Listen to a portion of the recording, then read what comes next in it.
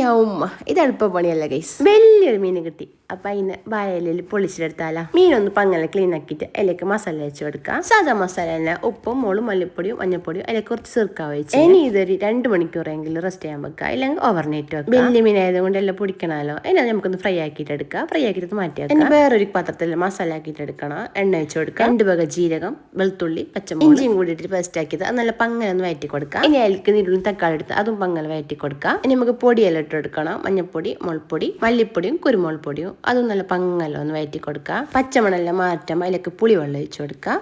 ഇനി മെയിൻ വേണ്ട തേങ്ങാപ്പാൽ, കട്ടി തേങ്ങാപ്പാൽ വെച്ച് നല്ല പങ്ങല കുറുക്കിയിട്ടെടുക്കുക. ഒരു വെറ്റിയ മസാല റെഡി ആയെങ്കിൽ ഒരു വാനിൻ്റെ ഒപ്പം നല്ല പങ്ങല വാട്ടിയെടുത്തിട്ട് അതിലേക്ക് മസാല മുള്ളിട്ട് കൊടുക്കുക, മീനിട്ട് കൊടുക്കുക. അതിൻ്റെ മുകളിലേക്ക് ആദ്യം മസാല ഫില്ലാക്കി കൊടുക്കുക. നല്ല പങ്ങല ഫോൾട്ട് ആക്കിയിട്ട് തിരിച്ചിട്ട് മറിച്ചിട്ട് നല്ല പങ്ങല പൊള്ളിച്ചിട്ട് എടുത്തെങ്കിൽ മീൻ പങ്ങല റെസ്റ്റ് ചെയ്യാൻ വെക്കണം. അന്നെങ്കിൽ അതിലേക്ക് എല്ലാം പൊടിച്ചിട്ടില്ലേ എന്തൊരു വാങ്ങും. ട്രേ ഒക്കെ നോക്കിയിട്ട് എങ്ങനെയുണ്ട് ചില്ലർ.